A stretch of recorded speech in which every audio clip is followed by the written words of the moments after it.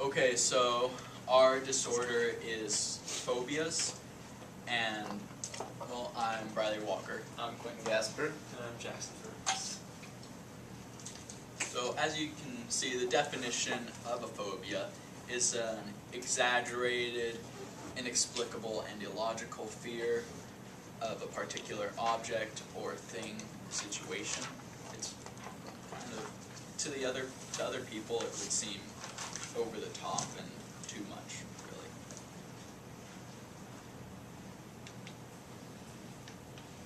really. History and causes. Phobias have been around, well, basically forever, because people have always been afraid of something. It doesn't matter what it was. But it wasn't until the late 1800s that people started using the term phobia in a regular, normal conversation, and scientists started coming up with terms to use phobias with. And it is widely accepted that the main reasons for developing a phobia are genetic or based on a personal experience, mainly traumatic. And avoiding a phobia does really more harm to it because it feeds to the fear of the phobia, and you can't ever get over it, and it just becomes overwhelming, and it's just very bad. Kids are generally more apt to to have a phobia because to a kid, everything is new to them. You see something new every day, you learn something new every day, and generally at least one thing will be very terrifying or even traumatic to them. And it's up to the parents to decide whether or not they get over this. If they receive the proper help and comfort from their parents, like the parents telling them that it's no big deal and they can go through this together and stuff like that, then they will be able to overcome this phobia, and it'll be nothing more than a childhood fear like monsters under the bed or something like that. But if the parents don't help out at all, then it's going to be very hard for the kids to overcome said phobia and move on. So in this case, kids will most likely hold on to that phobia for the rest of their lives while they're adults, and then they may seek help later on and may not, and they'll just have to live with it for the rest of their lives. The biology. Now the amygdala is a small part in the brain, and it controls very strong emotional reactions. So this is the biological reason why you have phobias. If anyone does have a phobia in here. And this is why you can't get over it so easily, because when you see it, then the amygdala recognizes it, and it just goes crazy, and it's very, very terrifying. Who is affected? Well, basically anyone can be affected. It doesn't matter where you live or your age. I know I had touched on it earlier about how kids are most likely to get it, but adults can also gain it through a terrible experience. Yeah. Okay, so there are three categories of phobias. There's specific phobias, there's social phobias, and there's agoraphobia. Specific phobias are like phobias of specific things like objects or situations. So a specific phobia would be like a fear of bees, which would be an object, or a situation like being in the dark. That would be a specific phobia. And to diagnose it, you'd have to display these characteristics. If you're in the phobic situation, you want to avoid it, or else you endure it with intense anxiety or stress. You know that the fear is irrational. It interferes with your ability to function in everyday life. And also, if there's no other medical explanation for why you're afraid, like such as like, say like schizophrenia or something, for example, or any other physical condition, then it's a phobia. So Then there's social phobias, which is like fear of being around other people, basically. So with a person who has social phobia, they tend to fear that they will embarrass themselves when they're around other people. They know that their fear is irrational, but they don't really know how to deal with it. And when they're in social situations, they're very anxious. They tend to not want to speak in front of a bunch of people. So like if a person with social phobia was doing what we were doing, they would be a nervous, sweating wreck. They would just want to escape as soon as possible.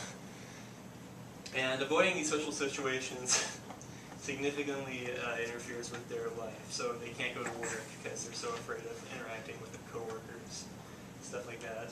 And also, again, there's no other medical reasons such as like Asperger's for their fear, social fear, then it's considered a social phobia.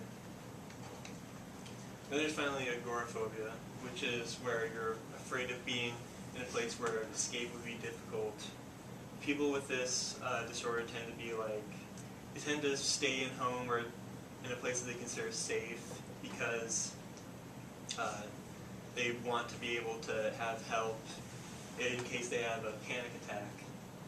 So if a person is away from their safe zone, such as like in a crowd or in a school building or something, wherever they don't feel safe, they tend to fear that they will have a panic attack, and so they endure with a big sense of dread, basically.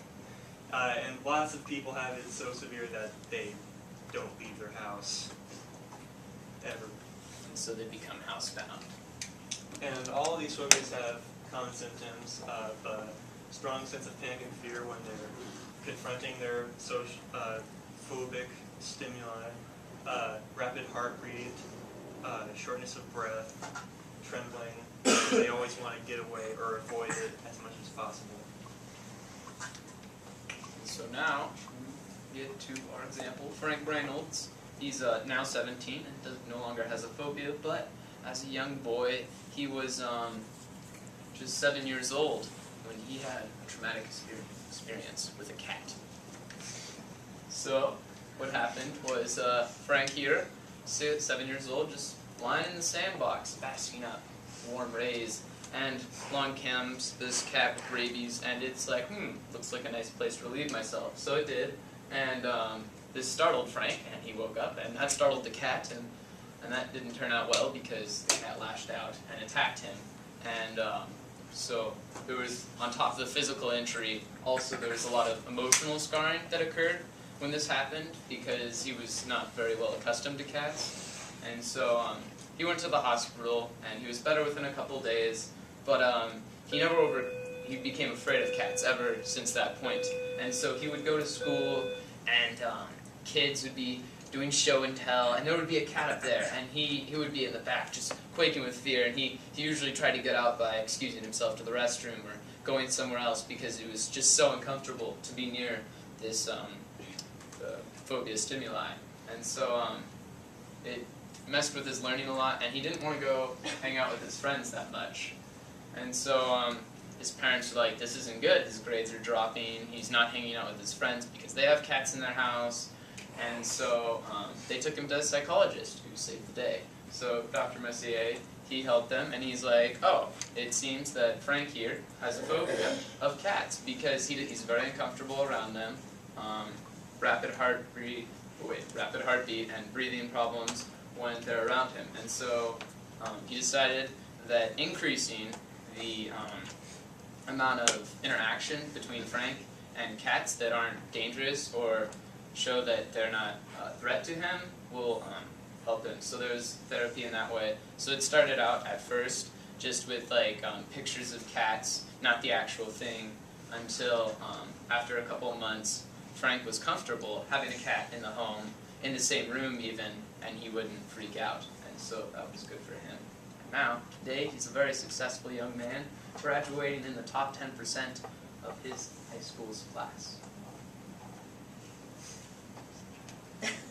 Questions? Yes, Damien. Where do you guys get most of your information from? Well, I got some of my information from the American Psychologists Association, APA, and then I know Briley used Webster's Dictionary and Encyclopedia Britannica.